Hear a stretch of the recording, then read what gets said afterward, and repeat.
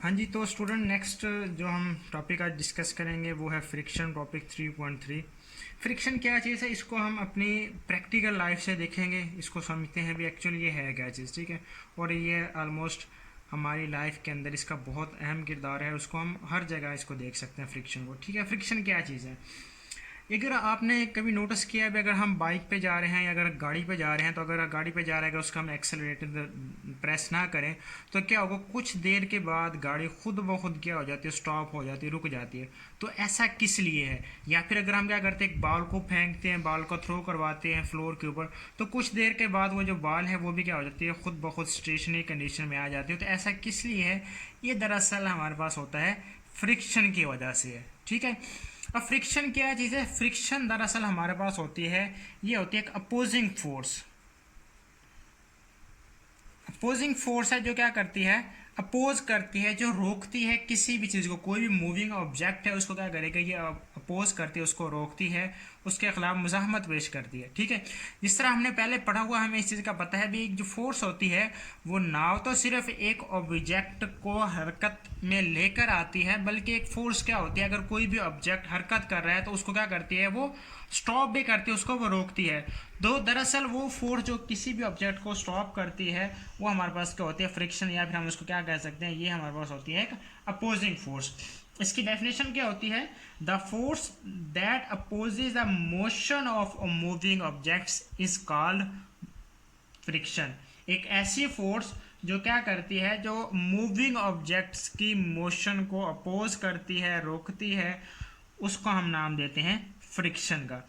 Friction दरअसल हमारे पास, अगर हम इसको देखना चाहते हैं तो ये हमारे पास होती है एक्शन एंड रिएक्शन फिनोमेना की एक्ट भी क्या करती है, ये काम करती है। एक्शन एंड रिएक्शन फिनोमेना हमने पढ़ा हुआ है न्यूटन्स थर्ड लॉ के अंदर हमने पढ़ा था एक्शन और रिएक्शन। यानी एक्शन रिएक्शन फिनोमेना कैसे है? अब एक्शन में क्या चीज़ है, एक्शन हमारे पास है जो हम किसी भी ऑब्जेक्ट के ऊपर क्या लगा रहे हैं, एक एक्सटर्नल फोर्स जो हम खुद अप्लाई करवा रहे हैं, वो उसको हम नाम देते हैं, वो हमारे पास क्या होगी, एक्शन की फोर्स। अब फिर उस फोर्स के रिएक्शन के तौर पर एक फोर्स उसके ऊपर एक्ट करती है, उसको हम नाम देते हैं फ्रिक्शनल फोर्स। यानी ये जो रिएक्शन है ये हमारे पास कौन सी फोर्स होती है, ये कह देते हैं हम, ये हमारे पास है फ्रिक्शनल फोर्स। ठीक है, अब कैसे, हम एक एग्जांपल ले लेते हैं। मैं क्या कर लेता हूँ, फ़र्ज का यहाँ मैं एक गाड़ी की एग्जांपल ले लेता हूँ। ऐसे ये मैंने क्या लिया, एक मैंने एक गाड़ी ली हुई है इस तरीके से। ठीक है ना, अब ये गाड़ी के ऊपर मैं एक फोर्स लगाता हूँ इस तरीके से। ये मैंने क्या करा है, इसके ऊपर एक एक्सटर्नल फोर्स लगाई है, जिसके नतीजे में ये गाड़ी क्या करती है, मूव करती है। अब इस फोर्स के रिएक्शन के तौर पर एक फोर्स क्या करेगी, इसके ऊपर एक्ट करेगी, जो क्या करती है, इसकी हरकत को अपोज करती है, इसकी हरकत को क्या करेगी, रोकती है, और उसको हम नाम देते हैं, वो कौन सी फोर्स है, ये हमारे पास फोर्स आ गई है फ्रिक्शनल फोर्स। ठीक है, अब हम देखते हैं कि ये इसकी डिपेंडेंस किन किन चीज़ों पर, यानी ये जो फ्रिक्शनल फोर्स है, फ्रिक्शन, ये किन चीज़ों के ऊपर डिपेंड करती है, इसके हम डिपेंडेंस को देखते हैं। ठीक है, तो जब हम डिपेंडेंस की बात करते हैं फ्रिक्शन की, तो ये दो चीज़ों के ऊपर डिपेंड करती है। एक तो हमारे पास होती है नेचर ऑफ ऑब्जेक्ट्स, और जो सेकंड है वो हमारे पास है प्रेसिंग फोर्स। इन दो चीज़ों के ऊपर फ्रिक्शन क्या करती है, डिपेंड करती है। अब नेचर ऑफ ऑब्जेक्ट्स क्या है? नेचर ऑफ ऑब्जेक्ट्स हम ये कह देते हैं भी ऐसे मटेरियल जिनसे मिलकर कोई भी ऑब्जेक्ट बनता है। अब कैसे, हम मुख्तलिफ ऑब्जेक्ट्स ले लेते हैं या मुख्तलिफ सर्फेसिस हम ले लेते हैं यहाँ पर, फिर उसके नतीजे में हम देखते हैं। जिस तरह हमने कोई एक सर्फेस ले लिया, मैं क्या ले लेता हूँ, मुख्तलिफ सर्फेसिस, जैसे मैंने एक ले लिया टेबल ले लिया, कारपेट ले लिया, या फिर मार्बल सरफेस ले लिया, मार्बल का जो फ्लोर होता है, या फिर ब्रिक ले ली, एक ईंट ले ली। तो अब यहाँ पे देखें, हमने मुख्तलिफ सर्फेसिस की बात की, तो हर एक सरफेस की जो नेचर है वो दूसरे से क्या है, डिफरेंट है। तो इन चीज़ों के ऊपर भी क्या करती है, फ्रिक्शन डिपेंड करती है। अब कैसे, मैंने क्या ले लिया, एक मैंने टेबल ले लिया, ठीक है, या मैंने मार्बल का एक फ्लोर ले लिया, छोटा सा मार्बल का सरफेस ले लिया, उसके ऊपर मैं अपने हथेली को क्या करता हूँ, ऐसे रब करता हूँ। और एक और मैंने क्या ले लिया, दूसरी साइड में मैंने क्या ले लिया, एक ब्रिक ले लिया, एक ईंट ले लिया, ईंट के ऊपर मैं क्या करता हूँ, अपने हाथ को ऐसे क्या करता हूँ, ऐसे थोड़ा सा उसके ऊपर मूव करवाता हूँ, रब करवाता हूँ। तो हम ये देखें भी दोनों कंडीशन में जो फ्रिक्शन की फोर्स होगी वो क्या होगी, डिफरेंट होगी। ठीक है, अब कैसे भी अगर जो सरफेस जितना क्या होगा स्मूदर होगा, जितना सरफेस स्मूदर होगा उतनी ही ईजिली मैं क्या कर सकता हूँ अपनी हथेली को उसके ऊपर रब कर सकता हूँ। ठीक है, और जितना ही हमारे पास जो सरफेस रफ होगा उस सरफेस के ऊपर हथेली को मूव करवाना मेरे लिए क्या होगा डिफरेंट होता होगा। तो अब यहाँ पे देखें, जिस तरह मैंने अगर मार्बल फ्लोर की बात की तो उसका जो सरफेस होता है वो क्या होता है बिल्कुल स्मूथ सरफेस होता है, तो वहाँ पर जो फ्रिक्शन होगी वो क्या होगी कम होगी। अब मैं ईंट की बात करता हूँ उसका जो सरफेस होता है वो क्या होता है रफ सरफेस होता है, तो वहाँ पर जो फ्रिक्शन की वैल्यू होगी वो क्या होगी ज़्यादा होगी। उसके बाद हम बात करते हैं प्रेसिंग फोर्स। प्रेसिंग फोर्स दरअसल इसको हम क्या देते हैं, ये हमारे पास होती है एक्सटर्नल फोर्स। कैसे एक्सटर्नल फोर्स प्रेसिंग फोर्स, अब जिस तरह मैं क्या कहता हूँ मेरे पास एक टेबल है उसके ऊपर मैंने अपनी हथेली को क्या करना है ऐसे रब करना, मैं पहले उसके ऊपर ऐसे पोलाइटली क्या करता हूँ या स्लाइटली मैं अपनी जो पाम है हथेली उसको क्या करता हूँ मैं ऐसे मूव करवाता हूँ। अब मैं जितना अपनी हथेली के ऊपर ज़्यादा फोर्स लगा रही यानी मैं अपनी हथेली के ऊपर क्या लगा रही है ऐसे मैं ज़्यादा फोर्स के साथ अपनी हथेली को क्या कर रहा हूँ ऐसे प्रेस कर रहा हूँ और फिर प्रेस करते मैं अपनी हथेली को ऐसे मूव करवा रहा हूँ, तो जितनी ज़्यादा मैं अपनी हथेली के ऊपर ऐसे फोर्स लगाऊंगा उतना ही मेरे लिए अपनी हथेली को इस सरफेस के ऊपर मूव करवाना क्या होगा मुश्किल होगा। तो जितनी ज़्यादा प्रेसिंग फोर्स यानी जितनी हम एक्सटर्नल फोर्स को बढ़ा देंगे उतना ही क्या होगा फ्रिक्शन भी हमारे पास बढ़ जाती है। ठीक है, ये हमने कुछ देख लिया डिपेंडेंस है।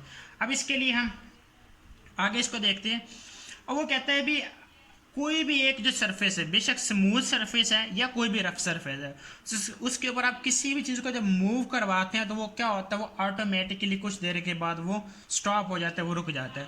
तो ऐसा किस लिए है, ऐसा इसलिए है भी अगर हमारे पास कोई भी एक अगर स्मूथ सरफेस भी है, हमें अगर दिखने में हम कहते हैं जिस तरह मैंने एक ग्लास शीशे के बने मैंने स्लेब ले लिया, वो क्या होता है उसका सरफेस बहुत स्मूथ होता है, तो बज़ाहिर तो वो दिखने में तो जो सरफेस है वो क्या है बहुत स्मूथ है, लेकिन जब हम उसको माइक्रोस्कोपिकली जब हम उसको देखते हैं तो उस स्मूथ सरफेस के अंदर भी हमारे पास क्या पाई जाती हैं बम्प्स एंड पिट्स होते हैं।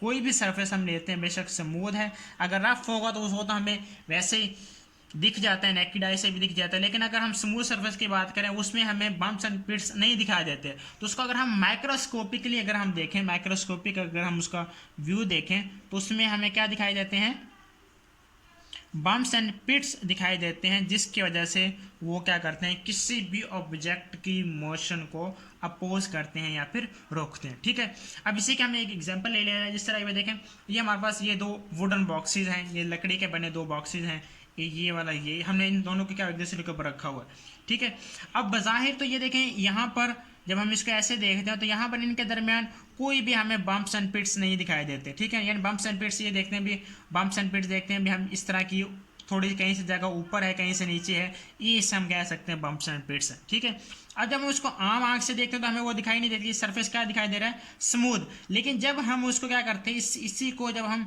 मैग्नीफाई करके देखते हैं बड़ा करके देखते हैं तो हमें क्या देखता है भी यहाँ पर ये जो दो सरफेसेस एक दूसरे के साथ जहाँ पर मिल रहे हैं तो कहीं पर तो इनके दरमियान गैप्स हैं और कहीं पर क्या है एक दूसरे के साथ ये कॉन्टैक्ट्स में मिले हुए हैं, यानी कहीं पर तो ये जो सरफेस है एक दूसरे से क्या है अलग हैं, यहाँ देखिए एक दूसरे क्या है अलग है, और कहीं पर तो इनके दरमियान क्या है ये एक दूसरे के साथ अटैच है। तो ये हमारे पास जब हमने इसको देखा है माइक्रोस्कोपिक व्यू से यानी जब हम इसको मैग्नीफाई करके देखा है तो ये देखिए ये जो हमारे पास कहीं पर तो ये कॉन्टैक्ट्स में है एक दूसरे के साथ और कहीं पर क्या है ये गैप है, तो ये जो कॉन्टैक्ट्स पॉइंट्स हैं ये वाले ये हमारे पास क्या कहलाते हैं, इसको हम नाम देते हैं कोल्ड वेल्स का।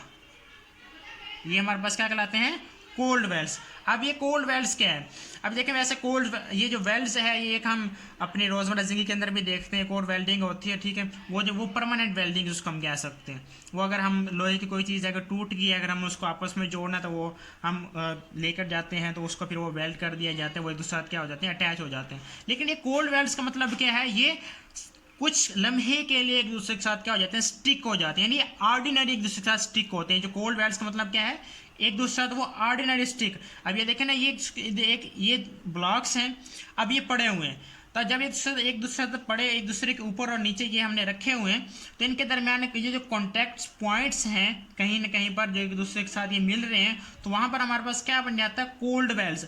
अब ये कोल्ड वेल क्या करते हैं, इस तरीके से, जिस तरीके मैंने हाथों के दूसरे के साथ एक दूसरे को परख रही है, तो कोल्ड वेल्स क्या करते हैं, एक दूसरे के साथ उनको कुछ लम्हे के लिए अटैच कर दिए, यानी ऑर्डिनरी एक दूसरे के साथ वो स्टिक हो जाते हैं, जिस वजह से उन्हें एक दूसरे के ऊपर ऐसे मूव करवाना हमारे लिए क्या होता है, मुश्किल होता है। ये हम कहते हैं इन्हें cold welds. The contact points between the two surfaces form a sort of cold welds. ठीक है, ये हमारे पास क्या कहलाते हैं, कोल्ड वेल्स। और ये क्या करते हैं, ये सर्फेसिस को एक दूसरे के ऊपर स्लाइड करने से ये रेजिस्ट करते हैं। अगर हम क्या करें, अब ये जो, अब यहाँ पे फिर हम प्रेसिंग फोर्स को थोड़ा सा देख लेते हैं। अगर ये जो ऊपर वाला भाग है, अगर इसके ऊपर मैं क्या रख दूँ, कोई वेट रख दूँ और इसके ऊपर मैं कोई वजन रख देता हूँ, तो ऑलरेडी इसका अपना वेट तो था ही, अब इसके ऊपर मैंने और वेट ऐड कर लिया है, तो इसका मतलब क्या है, हमने इसके ऊपर प्रेसिंग फोर्स को क्या कर दिया, बढ़ा दिया है। जब इसके ऊपर प्रेसिंग फोर्स हमने क्या कर दिया, इंक्रीज कर दी है, तो फिर इस ब्लॉक को इस ब्लॉक के ऊपर मूव करवाना हमारे लिए और भी क्या हो जाता है, मुश्किल हो जाता है। ठीक है, तो ये क्या है, जितनी हमारे पास प्रेसिंग फोर्स ज़्यादा होगी उतनी ही हमारे पास जो फ्रिक्शन होगी वो ज़्यादा होगी। फिर हम इसको दूसरे अल्फाज में ये कह सकते हैं, जो हमारे पास एक्सटर्नल फोर्स होती है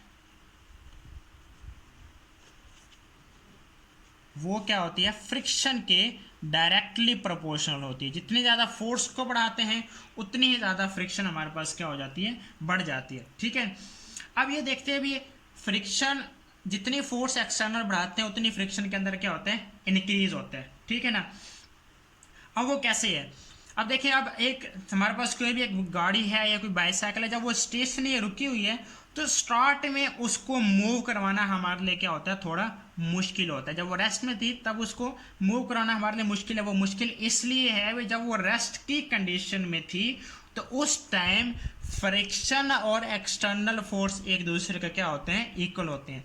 यानी जो हमारे पास एक्सटर्नल फोर्स है और फ्रिक्शन एक दूसरे के क्या होते हैं, बराबर होते हैं। कब, जब कोई भी ऑब्जेक्ट हमारे पास क्या होता है, रेस्ट में होता है, इसलिए उसको हमें स्टार्ट में मूव करवाना थोड़े लिए क्या होता है, मुश्किल होता है। अब जिस तरह हम एक्सटर्नल फोर्स को बढ़ाते हैं, हमारे पास फ्रिक्शन भी क्या होती जाती है, बढ़ती जाती है। लेकिन ये फ्रिक्शन एक लिमिट तक इंक्रीज होती है। अब ऐसा नहीं है भी हम फोर्स को बढ़ाते गए और फ्रिक्शन क्या होती है, बढ़ती गई, नहीं।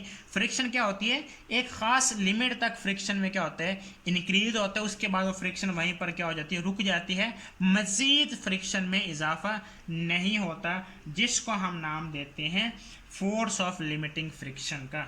ठीक है ना, the maximum value of friction, यानी फोर्स को बढ़ाया है, फ्रिक्शन में इजाफा होता गया है, एक मैक्सिमम वैल्यू तक फ्रिक्शन के अंदर क्या हुआ है, इजाफा हुआ है, जिसको हम नाम देते हैं फोर्स ऑफ लिमिटिंग फ्रिक्शन। और उसके बाद फ्रिक्शन में मजीद इजाफा नहीं होता, जिसको हम उसका हम नाम देते हैं लिमिटिंग फ्रिक्शन।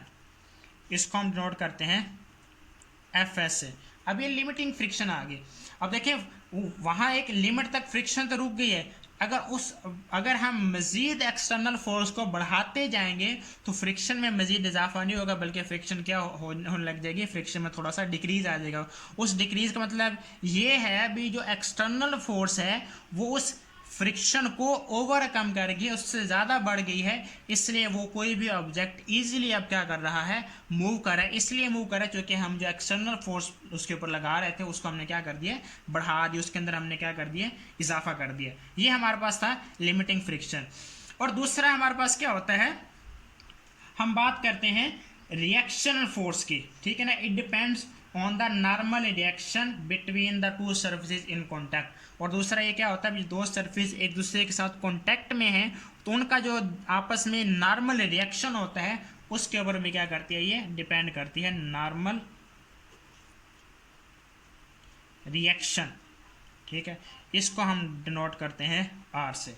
इन दो चीज़ों के ऊपर हमारे पास क्या करती है, ये डिपेंड करती है। इस नॉर्मल रिएक्शन को आप कह सकते हैं ये हमारे पास वही एक्सटर्नल फोर्स ही है, ये जो नॉर्मल रिएक्शन है हमारे पास आर। ठीक है ना, और ये जो हमारे पास लिमिटिंग फ्रिक्शन है और ये जो नॉर्मल रिएक्शन आर है, इनका जो हम कह देते हैं, इनका जो रेशो होती है हमारे पास वो किसके इक्वल होती है, वो हमारे पास एक कांस्टेंट की इक्वल होती है, जिसको हम नाम देते हैं कोएफिशिएंट ऑफ फ्रिक्शन का, ठीक है ना। यानी कोएफिशिएंट ऑफ फ्रिक्शन उसको हम नोट करते हैं म्यू से, वो किसके इक्वल होती है, जो लिमिटिंग फ्रिक्शन है और ये जो नॉर्मल रिएक्शन यानी जो हम उसके ऊपर एक्सटर्नल फोर्स ये लगा रहे थे, क्या होती है, इन दोनों का जब हम रेशो लेते हैं तो वो हमारे पास क्या निकल आता है, एक हमारे पास एक कांस्टेंट वैल्यू आती है जिसको हम नाम देते हैं कोएफिशिएंट ऑफ फ्रिक्शन, ये हमारे पास आ गया, ठीक है। अगर हम क्या करो, इसको आर को मल्टीप्लाई कर दो तो हमारे पास रिलेशन क्या बनेगा, F S is equal to mu R. अब यहाँ से भी हम देख सकते हैं ये जो फोर्स है लिमिटिंग फ्रिक्शन और ये जो हम नॉर्मल रिएक्शन यानी ये जो हमारे पास है एक्सटर्नल फोर्स अप्लाई करवा रहे थे वो एक दूसरे के क्या है डायरेक्टली प्रोपोर्शनल, लेकिन एक लिमिट तक सिर्फ इनके अंदर इंक्रीज होता है, ठीक है। अब ये जो आर है ये हमारे पास क्या है, नॉर्मल रिएक्शन। नॉर्मल रिएक्शन क्या मतलब, जिस तरह हमने वो जो ब्लॉक्स थे जो दो वुडन ब्लॉक एक दूसरे के ऊपर रखे हुए थे, तो वो जो ब्लॉक का भी हमारे पास क्या होता है, एक वेट होता है, हर एक चीज़ का हमने वेट पीछे हमने पढ़ा हुआ है, ठीक है। तो ये जो आर है इसको हम लेते हैं भी ये किसके इक्वल है, ये हमारे पास है वेट के इक्वल, ठीक है। यानी जब भी अगर हम हॉरिजॉन्टल सरफेस की हमने बात की थी, वो हमारे पास हॉरिजॉन्टल सरफेस है तो उसके लिए हमारे पास आर के इक्वल होता है एम जी। तो यहाँ पे आर की वैल्यू को आप यहाँ पे पुट करें तो हमारे पास रिलेशन क्या बनेगा, F S is equal to mu M G. तो इस तरीके से भी हम क्या कर सकते हैं, फोर्स ऑफ लिमिटिंग फ्रिक्शन की वैल्यू को निकाल सकते हैं। कोई भी सरफेस गिवन हो तो उसके लिए हम क्या कर सकते हैं, इस तरीके से उसकी वैल्यू को निकाल सकते हैं। हर एक मटेरियल के लिए, हर एक डिफरेंट मटेरियल्स के लिए, डिफरेंट सर्फेसिस के लिए ये जो कोएफिशिएंट ऑफ फ्रिक्शन की वैल्यू होती है वो क्या होती है, डिफरेंट होती है, ठीक है। उसके बाद हम क्या करते हैं, हमें ये भी पता है भी अगर हमने ग्राउंड के ऊपर चलना है यानी अगर हमने ज़मीन के ऊपर चलना है तो उसके लिए भी हमें क्या चाहिए होती है, फ्रिक्शन चाहिए होती है। अब कैसे, अगर हम क्या ले लेते हैं, एक मार्बल का फ्लोर ले रहे हैं, उसके ऊपर हम क्या करें, थोड़ा सा पानी को गिरा दें, पानी को गिरा दें, उसके ऊपर हम क्या करें, एक ऐसा शूज़ पहने जिसका जो सोल हो वो क्या हो, बिल्कुल स्मूथ हो। तो जैसे ही हम उसके ऊपर चलेंगे वो फ्लोर के ऊपर, तो ऑलरेडी जब पानी गिरा तो वो क्या होता है, बहुत ज़्यादा स्लिपरी हो जाते हैं, और ऊपर से हमने जो शूज़ पहने हैं उसका जो सोल है वो भी क्या है, बहुत स्मूथ है। तो जैसे ही चलेंगे हम क्या हो जाएंगे, उसके ऊपर स्लिप हो जाएंगे और हम क्या हो जाएंगे, फ़ौरन ही गिर जाएंगे। तो मतलब गिरने का मतलब क्या है, वहाँ पर जो फ्रिक्शन है वो क्या है, बहुत ही कम है।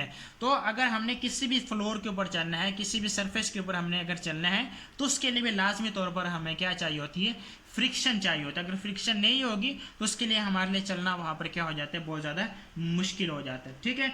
अगर उसके अलावा अगर हम क्या करते हैं, अगर साइकिल चला रहे हैं तो अगर हमने साइकिल को रोकना है तो उसके लिए भी हम जो ब्रेक्स अप्लाई करवाते हैं तो उसके लिए वो जो टायर्स के ऊपर हमारे क्या होते हैं, वो रबर पैड्स लगे होते हैं। तो जैसे हम ब्रेक को अप्लाई करवाते हैं, वो जो रबर पैड्स होते हैं वो जो हमारे पास रिम होता है उसको वो थोड़ा सा प्रेस करते हैं, जिसकी वजह से जो रिम होता है वो हमारे पास फौरी तौर पर रुक जाता है, ठीक है। तो इस तरीके से अगर हमने ब्रेक्स अप्लाई करवानी है, अगर हमने क्या करना है, अगर एक फ्लोर के ऊपर ईजिली चलना है तो उसके लिए भी हमें फ्रिक्शन चाहिए होती है।